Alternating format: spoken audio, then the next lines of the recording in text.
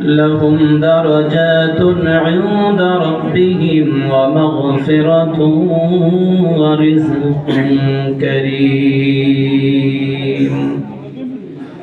صدق الله مولانا العظيم وصدق رسوله النبي الكريم، ونحن على ذلك من الشاهدين والشاكرين والذاكرين، والحمد لله رب العالمين. সকলে মুহাব্বতে দরুদ ইব্রাহিম পাঠ করি। আল্লাহুম্মা সাল্লি আলা محمد وعلى آل محمد كما صليت على إبراهيم وعلى آل إبراهيم إنك حميد مجيد.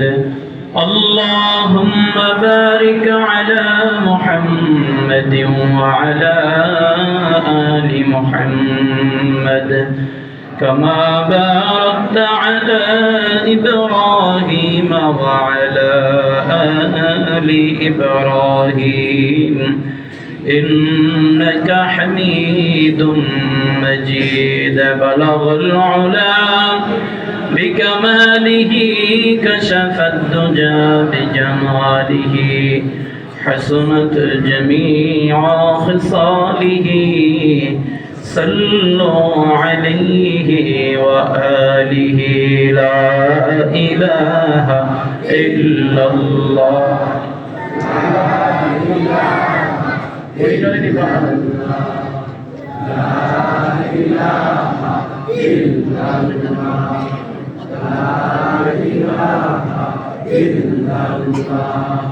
لا إله إلا الله.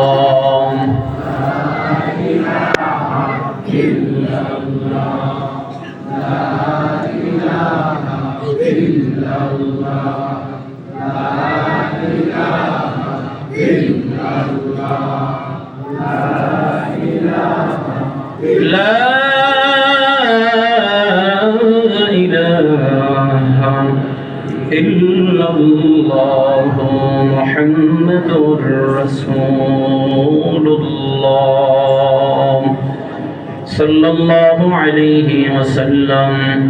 سبحانك لا علم لنا إلا ما علمتنا إنك أنت العليم الحكيم. رب اشرح لي صدري ويسر لي أمري واحلل عقدة من لساني يفقهوا قولي. رب زدني علما رب زدني علما رب زدني علما. الحمد لله. জবান করে সকলে পড়ি আলহামদুলিল্লাহ।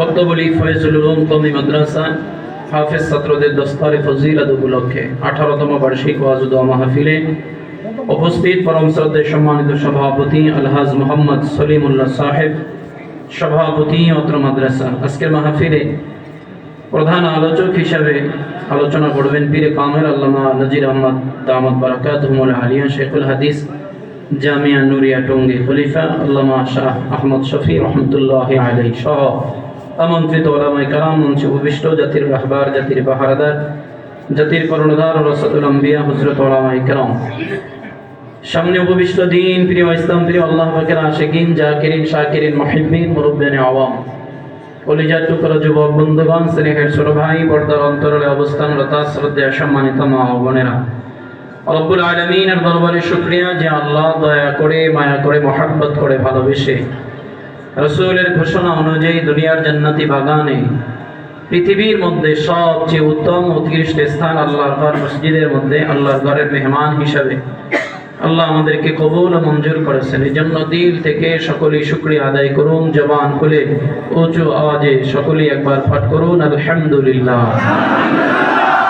লক্ষ কোটি দরুদ সালাম বিশ্ব মানবতার মুক্তির কান্ডারি, বিশ্ব মানবতার মুক্তির দিশারি, রহমাতুল লিল আলামিন সৈয়দুল মুরসালিন খাতামুন নবিয়্যিন আপনার আমার প্রিয় নবী কলিজার টুকরা নবী জনাবে মুহাম্মদুর রাসূলুল্লাহ সকলেই জবান খুলে আবারও পড়ি সাল্লাল্লাহু আলাইহি ওয়া আলিহি ওয়া সাল্লামের উপর। সম্মানিত উপস্থিতি, আপনারা অত্যন্ত ধৈর্যের পরিচয় দিয়ে দীর্ঘক্ষণ পর্যন্ত উলামায়ে কেরামের জবান থেকে খুব গুরুত্বপূর্ণ বিষয় নিয়ে নসিহত শুনতেছিলেন। আল্লাহ তাআলা বললেন ওয়ালা শুনলে ওয়ালা উভয়কে আমল করার তৌফিক দান করুক, সকলে পড়ি আমিন। আর জোরে জবান করে পড়ি আমিন। বয়ান শোনার মতো ধৈর্য এবং মন মানসিকতা আছে তো আমাদের ইনশাআল্লাহ। আল্লাহ আমাদের শেষ পর্যন্ত কবুল করুন, সকলে পড়ি আমিন। আমি ভূমিকা লম্বা করব না, যেহেতু সময় সংক্ষেপ। এর মধ্যেই আমার নির্ধারিত বিষয় এবং যে কার্যবলী এগুলি সম্পাদন করতে হবে। আমাদের আজকের মাহফিলের যিনি প্রধান আলোচক হুজুর যথা সময়ে আমাদের মধ্যে উপস্থিত হবেন, আলোচনা করবেন ইনশাআল্লাহ। শুধু শুরু করার আগে একটা বিষয় আমরা ক্লিয়ার করে নিব, সেটি হচ্ছে আমরা আমাদের নিয়তটাকে পরিশুদ্ধ করে নিব। কি বলেন, দরকার আছে না নাই? রাসূল হাদিসে বলেছেন ইন্নামাল আ'মালু বিন্নিয়াত, যার নিয়ত ভালো তার ফলাফল ভালো। এখন আমাদের এখানে যারা আমরা সবাই এসেছি, আমাদের সকলের উদ্দেশ্য সকলের নিয়ত এক হতে পারে নাই। এজন্য সবার উচিত হবে নিয়তটাকে পরিপূর্ণ শুদ্ধ করা। কি বলেন, দরকার আছে না? নিয়ত যদি সবার এক হইতো তাহলে শুক্রবার দিন মসজিদে জুতা চুরি হইতো না। কথা বলেন, শুক্রবার দিন মসজিদ ভর্তি মুসল্লি, নামাজের শেষে কেউ একজন বাহিরে দাঁড়ায় একেবারে ইচ্ছা মতো বকাঝকা শুরু করছে। তো জিজ্ঞেস করলে জানা যায় যে তার জুতা নাই, নতুন জুতা, চামড়ার জুতা, ভালো জুতা পাইছে। তো চোর বেচারা নিয়ে আগেই ভাগছে। যে ব্যক্তি চুরি করলো সে আপনার সাথে জামাতে নামাজ পড়ছে, হুজুর সালাম ফিরাইতে দেরি, দৌড় মারতে দেরি করে না, কারণ তার টার্গেট হলো জুতা। এজন্য ভাই, এখানে আমরা যারা আসছি আমাদের উদ্দেশ্য সবার এক, এটা কখনোই হবে না। ভিন্ন ভিন্ন মতের মানুষ, ভিন্ন ভিন্ন নিয়তে আমরা এখানে এসেছি। সর্বশেষ একটাই কথা বলতে চাই, সেটি হচ্ছে আমরা সকলেই পরিপূর্ণ একটি শুদ্ধ নিয়ত করি। আল্লাহ, যতক্ষণ থাকবো যা শুনবো জবান খুলে উচ্চ আওয়াজে একবার বলুন তো একমাত্র কার জন্য? আরো জোরে বলেন, কার জন্য? আল্লাহ আমাদের সবাইকে কবুল করুক, সকলে পড়ি আমিন। সম্মানিত হাজির, আমি আপনাদের সামনে কয়েকটি আয়াতে কারিমা তেলাওয়াত করেছি। এখানে আল্লাহ তাআলা মুমিনের গুণগুলি, বৈশিষ্ট্য সম্পর্কে আল্লাহ আলোচনা করেছেন। যেমন প্রথমেই আল্লাহ বলেন ইন্নামাল মুমিনুনা আল্লাযীনা ইযা যুকিরাল্লাহ, যখন ঈমানদারের সামনে আল্লাহ তাআলা স্মরণ হয়, ওয়াজিলাত কুলুবুহুম, তখন তার দিলের ভিতরে কম্পন তৈরি হয়ে যায়।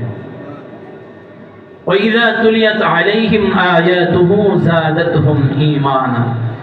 দ্বিতীয়ত আল্লাহ বলেন যখন ঈমানদারের সামনে কোরআনের তেলাওয়াত করা হয়, আয়াত পড়া হয়, তখন তার ঈমান বৃদ্ধি পেতে থাকে। সুবহানাল্লাহ।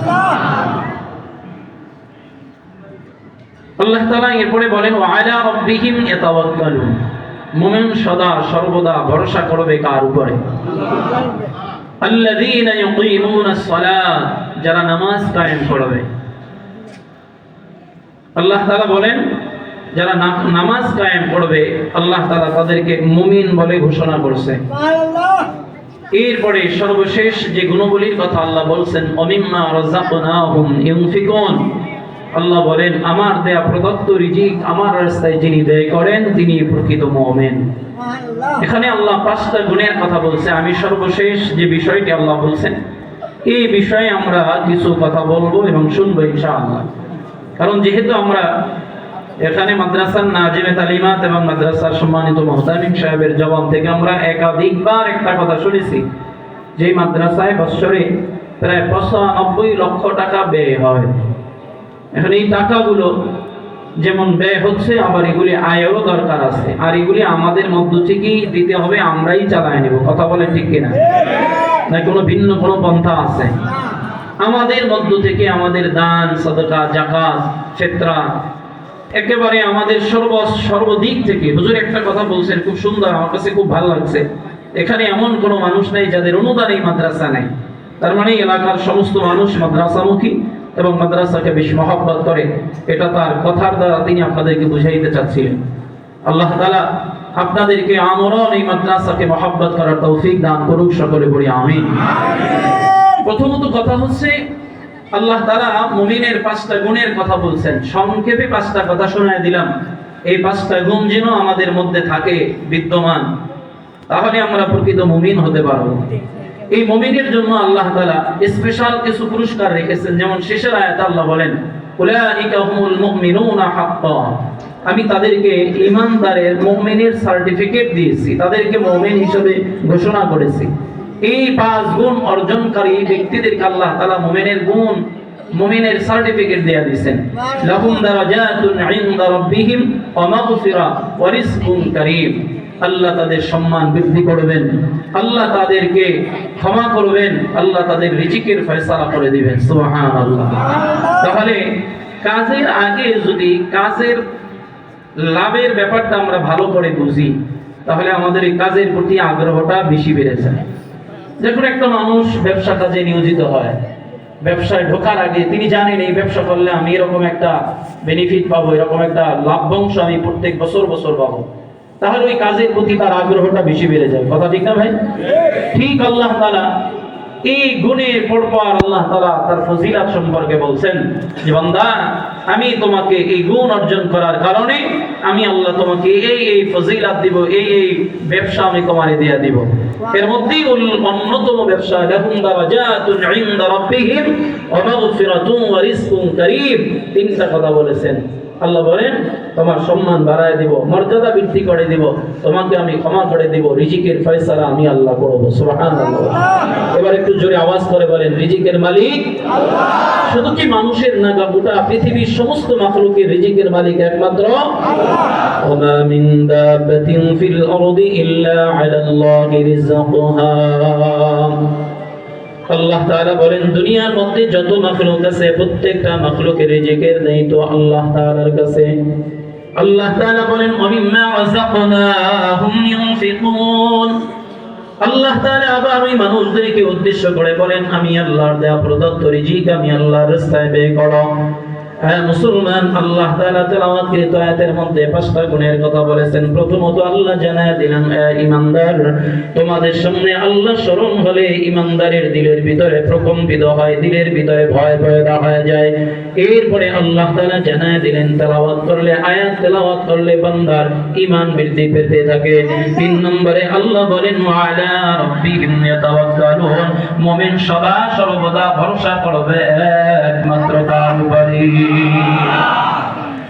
আল্লাহর বান্দা পয়গম্বর ইব্রাহিম আলাইহিস সালাম যখন নমরুদের আগুনের ভিতরে পড়ে যায়, জিবরাইল এসে ডাক দেয়া কয় পয়গম্বর আপনি চাইলে আমি জিবরাইলের কাছে সাহায্য কামনা করতে পারেন। আমি যদি আমার পাখা দ্বারা বাতাস দেই আগুন বন্ধ হবে তো দূরের কথা, আগুন যে কোথায় উড়ে যাবে নমরুদ আগুন খুঁজেও পাবে না। আল্লাহর নবী পয়গম্বর খলিল ইব্রাহিম ডাক দিয়া কয় হে জিবরাইল শোনো, যে আল্লাহ আমাকে পরীক্ষার সম্মুখীন করেছে ওই আল্লাহ তাআলা ব্যতীত দুনিয়ার কোনো মানুষের, দুনিয়ার কোনো ব্যক্তির সাহায্য আমি পয়গম্বর কামনা করতে পারি না। চিল্লায়া বলুন আল্লাহু আকবার। আল্লাহ বান্দারা আগুনের ভিতরে পড়ছে কিন্তু আগুন পুরাইতে পারে নাই, হেফাজতের মালিককে আল্লাহ। এজন্য আল্লাহ বলে গোলাম ওয়া আলা রাব্বিহিম ইয়াতাওয়াক্কালুন, আল্লাহ কয় গোলাম সদা সর্বদা তুমি আমি আল্লাহর উপরে ভরসা করবা, ঈমানদারের একটা গুণ। এরপরে আল্লাহ তাআলা জানায় দিলেন আল্লাযীনা ইউকিমুনাস সালাতা ওয়া মিম্মা রাযাকনাহুম ইউনফিকুন। আল্লাহ তাআলা সর্বশেষ আমার বিষয়বস্তু যেটা, ওই ব্যাপারে আল্লাহ তাআলা বলেন ওয়া মিম্মা রাযাকনাহুম ইউনফিকুন। আল্লাহ বলেন আল্লাহর দেয়া প্রদত্ত রিজিক আবার আমি আল্লাহর রাস্তায় ব্যয় করে দাও। ও আল্লাহর বান্দারা, আল্লাহ বান্দাকে সম্পদ দিয়া মাঝে মাঝে সম্পদের পরীক্ষা নেয়। আল্লাহ তাআলা বলেন ওয়ালানাবলুওয়ান্নাকুম বিশাইইন মিনাল খাউফি ওয়াল জু'i ওয়া নাকসিম মিনাল আমওয়ালি ওয়াল আনফুসি ওয়াত তামারাত। এই আয়াতের মধ্যে আল্লাহ তাআলা কয়েকটা বিষয় বলে গোলাম আমি আল্লাহ অবশ্যই তোমাদের পরীক্ষা নিব, তোমাদের জানমালের ক্ষতি দিয়া, তোমাদের ফসল নষ্ট করে, সম্পদের উপরে, তোমাদের জীবনের উপরে বিভিন্ন ভাবে আমি আল্লাহ তাআলা পরীক্ষা নিব। আর এই প্রত্যেকটা পরীক্ষায় যারা সফল হবে, অবশ্যই সাবিরিন, যারা ধৈর্য ধারণ করতে পারবে, আল্লাহ তাআলা তাদের ব্যাপারে সুসংবাদ জানায় দিয়েছেন। আর এই সুসংবাদ হলো আল্লাহর দেয়া প্রদত্ত নিয়ামত, পরকালে জান্নাত। চিল্লায়া বলুন সুবহানাল্লাহ। এজন্য জবান খুলে বলেন তো, সম্পদ দেওয়ার মালিক কে? আল্লাহ তাআলা বলে, গোলাম আমি আল্লাহ সম্পদ দিলাম, আমি আমার তোমার কাছ থেকে চেয়ে নিলাম, তুমি আমারে দিবা, আমি তোমারে দিব, এটা লেনা দেনা হবে, এর মধ্যে আমি আল্লাহ তাআলা বরকত বাড়ায় দিব। যেমন আল্লাহ তাআলা কারণকে অসম্ভব সম্পদের মালিক বানায় দিলেন, এত সম্পদ, তিনি সম্পদের মালিক তিনি হয়েছেন। কয়েকজন শক্তিশালী যুবক ছিল শুধুমাত্র তার গোডাউনের চাবি টানার জন্য, এত সম্পদ আল্লাহ তাআলা তারে দান করলেন। ঘটনা আমরা শুধু এতটুকুই বুঝাবার জন্য বলতেছি। আল্লাহ তাআলা মুসা নবীর মাধ্যমে জানায় দিলেন, পয়গম্বর আপনি কারুরের কাছ থেকে যাকাতের কথা জানাইয়া দেন, আমি আল্লাহর রাস্তায় তার সম্পদের একটা অংশ ব্যয় করার জন্য জানাইয়া দেন। যখন এই কথা তিনি বলল, তিনি অস্বীকার করল, না না আমি কেন দিব, কারণ এটা আমি কষ্ট করে, মেধা খাটিয়ে, শ্রম পরিশ্রম করে এই সম্পদ অর্জন করেছি, আমি আমার সম্পদ আল্লাহকে, আল্লাহর রাস্তায় কখনো দিব না। অনেক লম্বা ঘটনা, সর্বশেষ ফলাফল গিয়া দাঁড়াইল, কারণ এই সমস্ত সম্পদ সহ আল্লাহ তাআলা মাটির নিচে ডাবায় দিল, কারণও নাই, সম্পদও নাই, সব কিছু শেষ হয়ে গেছে, ঠিক কিনা? তাহলে আল্লাহ তাআলা মাঝে মাঝে সম্পদ দিয়ে পরীক্ষা নেয়, বান্দা আমি তোমার এই সম্পদ দিলাম, এই সম্পদ তুমি আবার কোন কাজে ব্যয় করো, এটা আমি পরীক্ষা নিব। আরে ভাই, সবার টাকা আল্লাহর রাস্তায় ব্যয় হবে, এটা বিশ্বাস করা যায় না।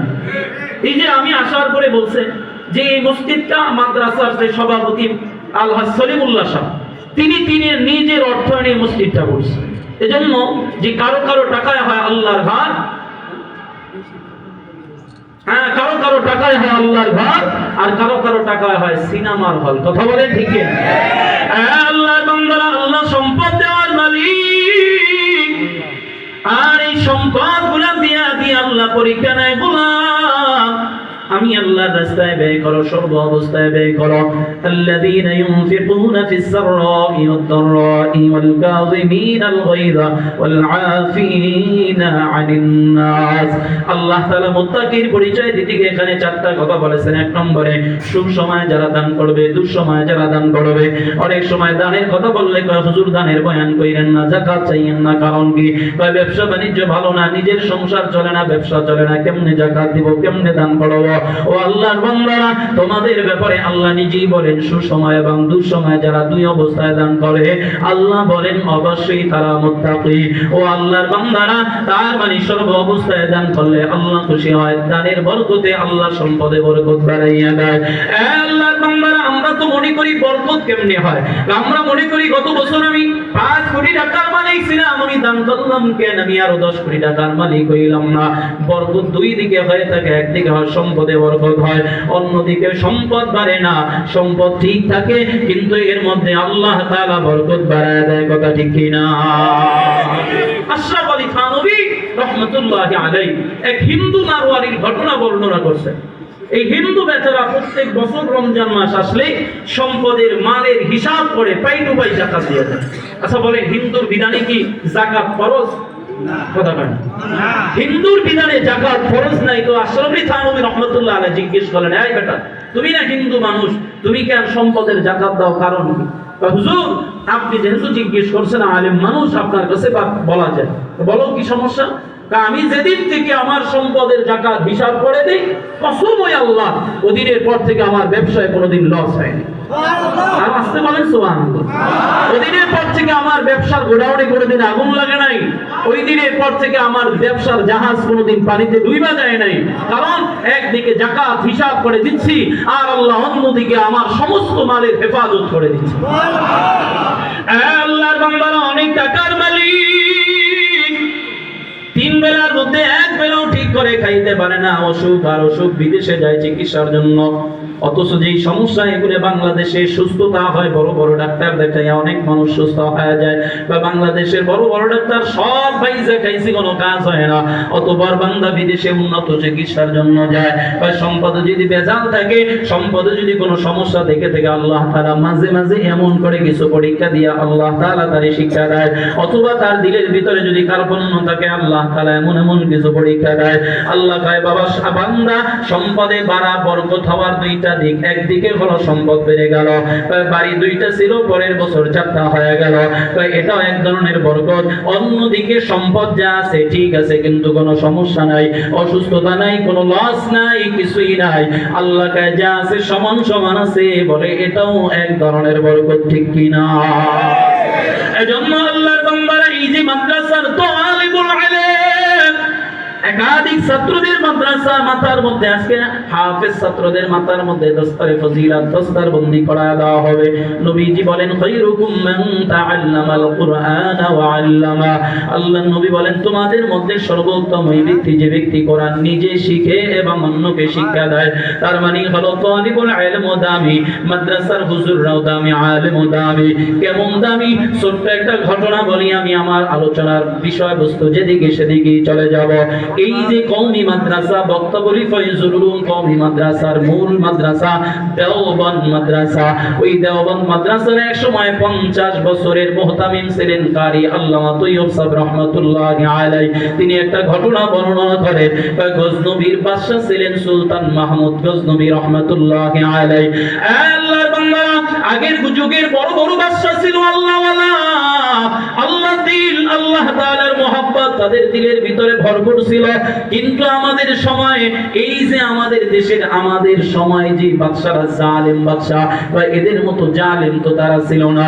সুলতান মাহমুদ গজনবী রাহমাতুল্লাহি আলাইহি রাতের বেলা সমস্ত মন্ত্রী মহোদয়দেরকে নিয়ে এই নিজের এলাকার মধ্যে বলে ওই পৌরসভা এলাকার মধ্যে ঢুকলেন পরিদর্শন করার জন্য।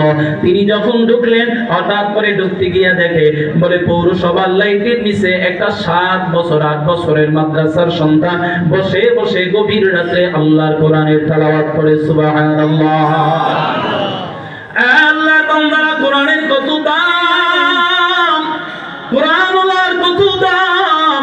সুলতান মাহমুদ গজনবী দেখার সাথে সাথে উট কিংবা ঘোড়া পেট থেকে লাফ মেরে নিচে নেমে সন্তানটার সামনে বসে গেল। জিজ্ঞেস করে, এই বালক, এই গভীর রাতে তুমি কেন এত কষ্ট করে রাতের বেলা, কনকনে শীতের মধ্যে, গায়ের মধ্যে কোনো শীতের পোশাক নাই, তবু তুমি কেন এই লাইটের নিচে বসে বসে কোরআন তেলাওয়াত করো?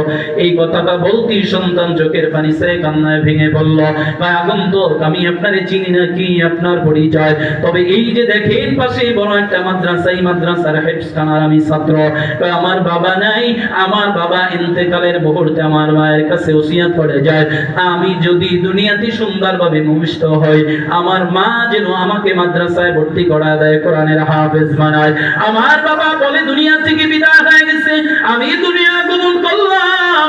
আমার বাবা ছিল গরিব, আমার মা গরিব, আমার বাবার ওসিয়ত রক্ষা করার জন্য আমার মা এই মাদ্রাসায় ভর্তি করা দেয়। আমি লিল্লাহ বোর্ডিং এর একজন ছাত্র। এই যে মাদ্রাসার মুহতামিম সাহেব হুজুর বলেন, ছুটির সময় এমন সন্তান আছে বাড়িতে যাওয়ার মতো তাদের স্থান থাকে না রে বাবা। শুধু এই মাদ্রাসা নয়, এরকম এই বাংলাদেশের হাজারো মাদ্রাসার মধ্যে এরকম মা হারা বাবা হারা সন্তান আছে। সমস্ত সন্তানেরা ছুটির সময় বাড়িতে যায় আর তারা বারান্দার মধ্যে ঘুরে ঘুরে ঘুরে ঘুরে কান্নায় ভেঙে পড়ে, হায় রে আমার মা যদি থাকতো, আমার বাবা যদি থাকতো, আমিও বাড়িতে যেতে পারতাম। আল্লাহর বান্দারা, এজন্য বাবা বহু সন্তান এরকম এতিম, ওই যে সন্তানটা এতিম সন্তান পায়, আল্লাহর বান্দা শোনে, আমার মা ভর্তি করা দিয়ে গেল, কিন্তু আমার মা তো টাকা পয়সা দিতে পারে না, নিজের খরচ নিজেই চালাইতে পারে না, নিজে মানুষের বাড়ি কাজ করে করে তার নিজের সংসার চালায়, নিজের জীবিকা অর্জন করে। আমি লিল্লাহ বোর্ডিং এ খাই, যখন যা পাই তা দিয়ে খাওয়া দাওয়া করি। এরপর পাশাপাশি রাতের বেলা আমি যখন তেলাওয়াত করতে বসি, পড়া মুখস্থ করতে বসি, অন্য একজন ছাত্র ভাইয়ের আলো দিয়ে আমি পড়ি। এখনকার যুগে যেমন কত সুন্দর আলোর ব্যবস্থা আছে, তখন তত সুন্দর ব্যবস্থাপনা ছিল না। আমাদের সময় আমরা হ্যারিকেন জ্বালাইয়া তারপরে কোরআন শরীফ মুখস্থ করেছি, মোমবাতি জ্বালাইয়া কোরআন শরীফ মুখস্থ করেছি। যখন ওই ছাত্র ভাই তেলাওয়াত শেষ হয়ে যায়, বাতি বন্ধ করে ঘুমায়া যায়। আমার মেধা দুর্বল, আমার দুর্বল থাকার কারণে তেলাওয়াতটা করতে পারি না, যার কারণে রাতের বেলা এই লাইটের নিচে বসে বসে তেলাওয়াত করে।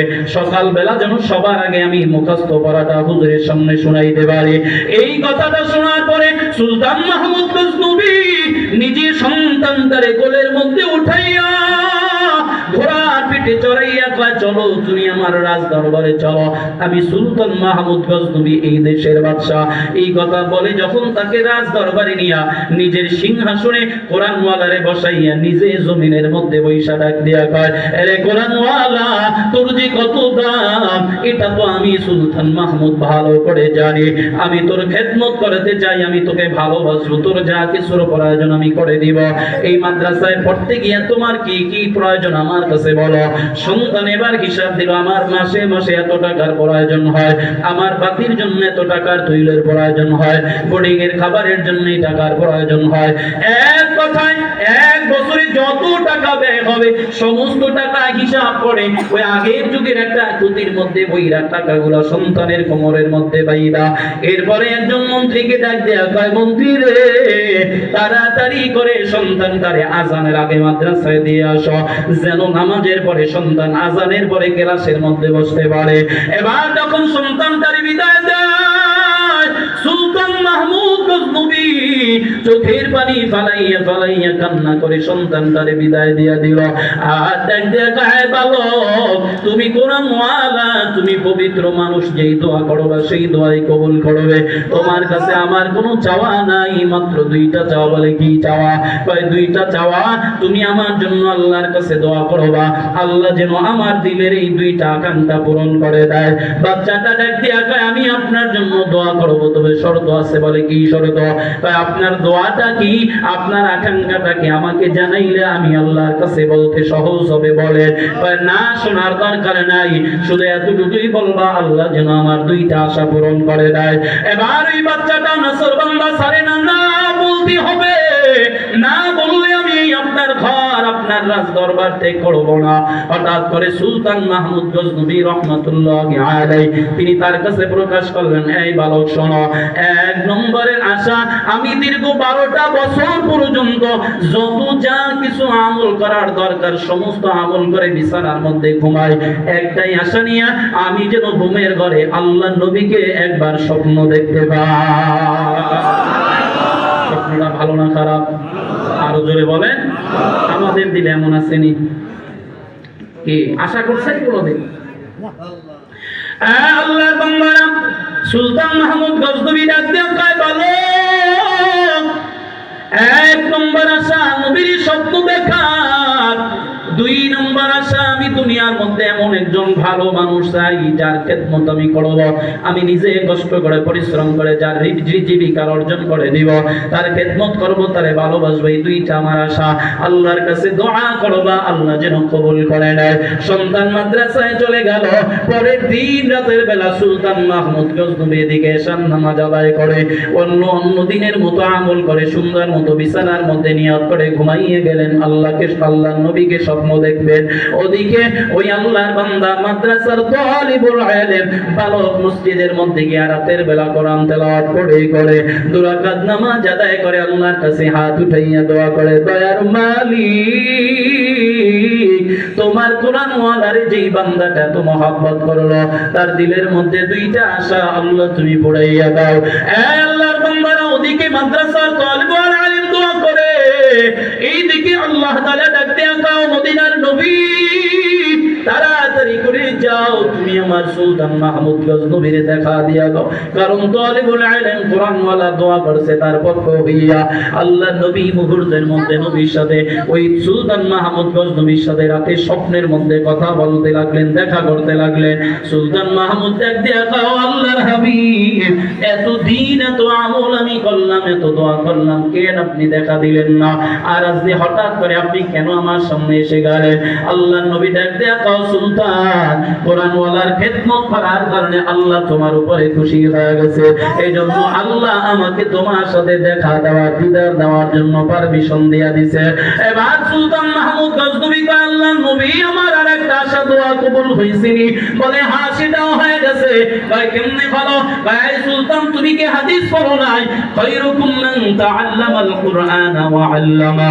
আল্লাহ নবী বলেন এই সুলতান দুনিয়ার মধ্যে যারা দিন শেখে যারা শিক্ষা দেয় তাদের মতো ভালো মানুষ এই দুনিয়ার জমিনে কেউ হতে পারে না রে বাবা।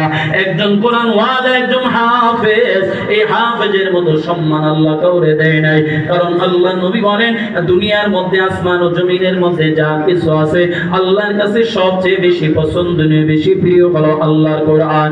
আর ওই আল্লাহর কোরআনটারে একজন হাফেজের দিলের ভিতরে সিনার ভিতরে আল্লাহ ফিট করে দেয়। এবার নবী ডাক দেয়া কয় সুলতান একজন কোরআন ওয়ালার খেদমত করার কারণে তোমার 12 বছরের স্বপ্নগুলো আল্লাহ তাআলা মুহূর্তের মধ্যে পূরণ করায় দিল। আমি নবীর দিদার পেয়ে গেলাম এবং ওই কোরআন ওয়ালার খেদমত করার কারণে দুনিয়ার সর্বোত্তম ব্যক্তির খেদমত তুমি করতে পেরেছো। সুবহানাল্লাহ। এজন্য আমাদের মুরব্বিদের পরামর্শ তাজের ভালো ভাই পাশাপাশি নবীকে যদি কেউ স্বপ্ন দেখতে চায় আমলের পাশাপাশি যেন মাদ্রাসার তালেবুল ইলমদেরকে মহব্বত করে তাদেরকে ভালোবাসে। ও আল্লাহর বান্দারা এই যে বক্তা বলি ফয়জুল উলুম কওমি মাদ্রাসা নামকরা মাদ্রাসা এখানে জালালাইন পর্যন্ত এই যে ছাত্রগুলা লেখাপড়া করতেছে কি শিখতেছে আপনাদের সামনে উপস্থাপন করা হলো। এরে আল্লাহর বান্দারা এজন্য আল্লাহ আমাদেরকে সম্পদ দিবেন আবার আল্লাহর রাস্তায় ব্যয় করার জন্য বলছেন। ব্যয় করলে লাভ হবে। আল্লাহ নবী বলেন আস-সাদাকাতু তারুদ্দুল বালা ওয়া তাজিদু ফিল উমার। দান সাদাকায় বালা মুসিবত দূর হয় বিপদ দূর হয় হায়াত আল্লাহ বাড়ায় দেয়। চিল্লায়ে বলুন সুবহানাল্লাহ। এই আল্লাহর বান্দারা নবী বলেন উম্মত কেউ যদি অসুস্থ থাকে কয় বড় বড় ডাক্তার দেখাইলাম কবিরাজ দেখাইলাম কাজ হয় না তাকে নবী পরামর্শ দেয় আমি তোমারে পরামর্শ দিলাম সাদকার মাধ্যমে নিজের চিকিৎসা নিজে করায় নাও। সুবহানাল্লাহ বলেন। দান সাদকা করো আর আল্লাহর কাছে দোয়া করো আল্লাহ তোমাকে রোগ থেকে মুক্ত করবে। আল্লাহর নবীর কন্যা হযরতে ফাতেমাতুজ জোহরা রাদিয়াল্লাহু তাআলা আনহা তিনি একদিন অসুস্থ হয়ে পড়লেন। অসুস্থ হওয়ার পরে স্বামীর কাছে আবদার করলেন আলী আমার অসুস্থ অবস্থায় একটা আনার ফল খাইতে মনে চায় পারবানি বাজার থেকে এনে। আলী কয় ও বিবি আমি বাজারে যাব কাজকর্ম করার পরে তোমার জন্য চেষ্টা করব একটা আনার নিয়ে বাড়িতে আসার জন্য। আলী বাজারে গেলেন কাজ করলেন আনার ফল নিয়ে বাড়িতে রওনা করলেন। প্রতিমধ্যে মুসাফির হাত বাড়াইয়া কয় আলী রে আমি অসহায় আমি দুর্বল আমি অসুস্থ আমারে কিছু সাহায্য করবানি। আলী আনারটারে ভাগ কইরা 2 ভাগের 1 ভাগ ওই বান্দারে দিয়া কয় কে ফেলো আর দোয়া করো। এবার আল্লাহর বান্দা মুসাফির কে ফেললো আলী যেই পরিমাণ আনার তুমি আমারে দিছো এই আনারে আমার পেট ভরে নাই আমার দুর্বলতাও কাটে নাই যদি মন চায় তুমি বাকিটাও দিতে পারো। এবার আলী চিন্তা করলেন ওয়া আম্মাসাইলা ফালা আল্লাহর নবীর সাহাবী আলী খেয়াল করলেন সাহেলকে খালি হাতে ফিরাইতে হয় না। আলী তো নবীর যুগের মানুষ নবীর জামাতা দিলওয়ালা নবীর মতো নিজে না খাইয়া অন্যকে খাওয়াতে পছন্দ করেন নিজে কষ্ট করে অন্যকে ভালোবাসতে শান্তিতে রাখতে পছন্দ করেন।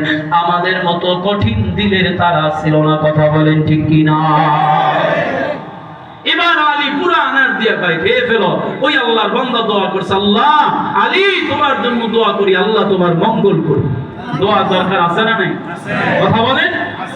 আর কারণের মধ্যে যদি সম্পদ নিয়ে কৃপণতা করেন আরে আমার সম্পদ বক্তা বলি ফয়জুল উলুম মাদ্রাসায় দিয়া দিব আর ওই বরিশালের হুজুরেরা খাইবে আর বাথরুম করবে না দরকার নাই আমার সম্পদ আমার ছেলে সন্তান খাবে।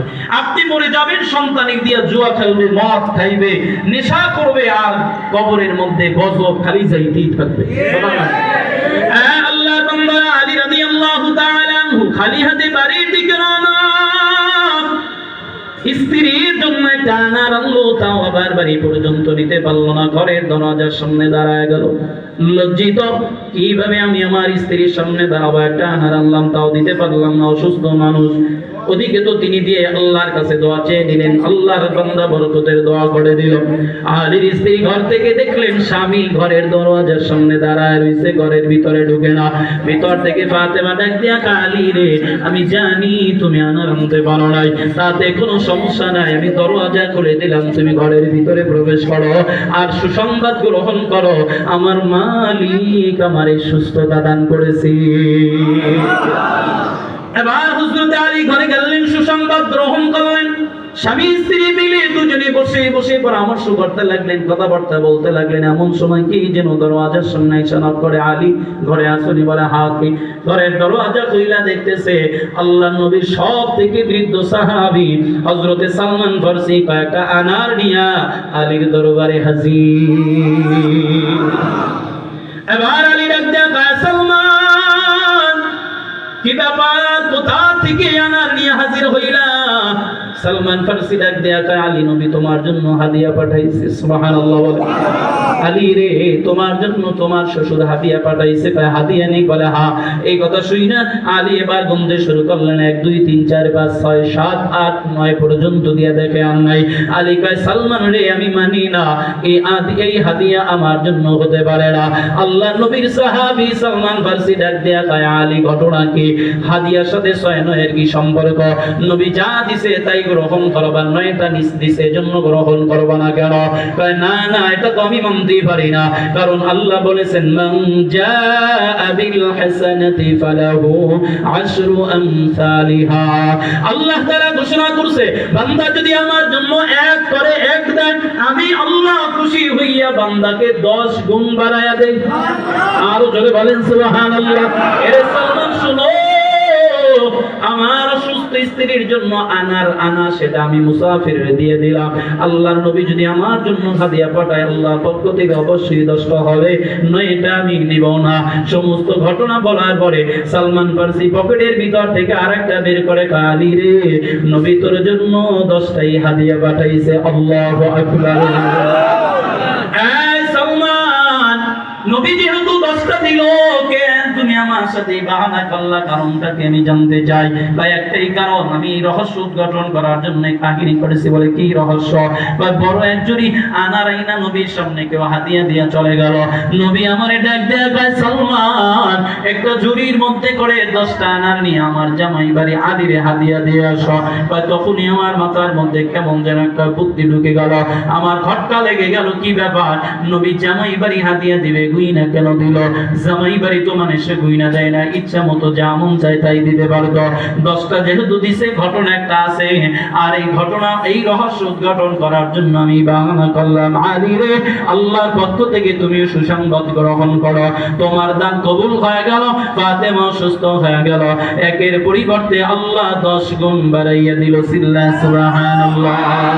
মাতালুল লাযীনা ইউনফিকুনা আমওয়ালাহুম ফি সাবিলিল্লাহ كمثل حبة أنبتت 7 سنابل في كل سنبلة 100 حبة। আল্লাহ বলেন, সহজভাবে বুঝাইলে বুঝবে। এই আল্লাহর বান্দারা, যারা আমরা জমিনের মধ্যে ধান রোপণ করি, ধান রোপণ করার আগে আমরা একটা বীজ বানাই, ধান বিচে বিচে ফেলাই। যেখানে ফেলাই, এক ধানের মধ্যে একটা গাছ হয়। ওই গাছটাকে ওখান থেকে উঠে নিয়ে অন্য জায়গার মধ্যে রোপণ করার পরে এক ধানে এক গাছ পাইলাম, এক গাছে একাধিক ধান হয় কি হয় না?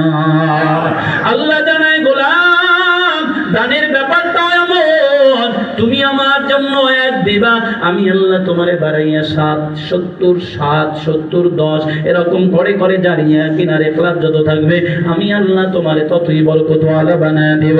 আরে মুসলমান, বরকতের তো শেষ নাই। আল্লাহ তাআলা বরকতের কথা বহু জায়গায় বলেছেন। কোরআন দিয়ে বললাম, হাদিস দিয়েও শুনাইলাম, ঘটনা দিয়েও শুনাইলাম। এবার বাহ্যিকভাবে আমি আপনাদেরকে একটা উদাহরণ এভাবে দিলে সহজে বুঝবেন। মনে করেন মাহফিল শেষে বাড়িতে গেলেন, যাওয়ার পথে 5 টাকা দামের একটা বিস্কুট নিয়ে সন্তানের হাতের মধ্যে দিলেন। সন্তান খুশি হইয়া বিস্কুট খাইতে শুরু করবে। বাবা ডাক দিয়া কয়, আব্বা জান তুমি আমার একটা বিস্কুট দাও। সন্তান যদি দিলওয়ালা হয় কয়, নাও বাবা তুমি খাও। অনেক সময় বাচ্চা আদর করে সন্তানরে খাওয়ায় দেয়, মুখের খাবারটা আইনা বাবা আবার সন্তানরে খাওয়ায় দেয়। এরকম ঘটনা ঘটে কি ঘটে না? আর যদি সন্তানের কাছে যাওয়ার পরে কয়, আমার জন্য আনছো আমি খাবো, তোমারই দিব কেন? তখন দিলের ভিতরে খটকা লাগবে। বাপ বলবে, দেখছো কত বড় নেমো খারাপ, আমার টাকার বিস্কুট খায়, অথচ আমি চাইলাম আমারে দিল না। যা বিস্কুট না, কালকে থেকে তোর জন্য চকলেটও আনতাম। কথা আল্লাহ বান্দারা, আর ওই যে বিস্কুট চাওয়ার সাথে সাথে সন্তান দিয়ে দিল, বাবা তুমি খাও।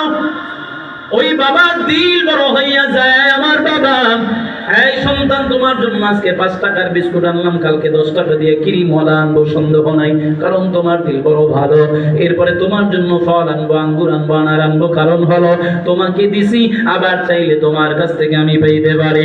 আল্লাহ কয় বান্দারে, ওয়া মিম্মা রাযাকনাহুম ইউনফিকুন, আমি আল্লাহর দেয়া প্রদত্ত রিজিক আবার আমারে ফিরা দে। আল্লাহ বলেন, এই বান্দা তুমি আমি তোমারে দিব, তুমি আমারে দিবা, এরকম হবে। ওয়া আকরিদুল্লাহ করদান হাসানা, আল্লাহ বান্দার কাছে করজে হাসানা চায়। কার জন্য চায়? আল্লাহর জন্য চায় নাকি? কথা বলেন। মুসলমান, আল্লাহর কোন জিনিসের অভাব আছে নাকি? আল্লাহ যে দুনিয়ার মধ্যে এত নিয়ামত দিল, সব কিছুর মালিক একমাত্র আল্লাহ। আল্লাহ কয়, বান্দা আমারে তুমি দিবা, আমি তোমারে দিব, বরকত দে বাড়তেই থাকবে, আদান প্রদান হবে, বরকত বাড়বে। এজন্য বাবা সময় সংক্ষেপ, লম্বা চূড়া বিষয় না, এখানেই আমার আলোচনা শেষ করে দিব।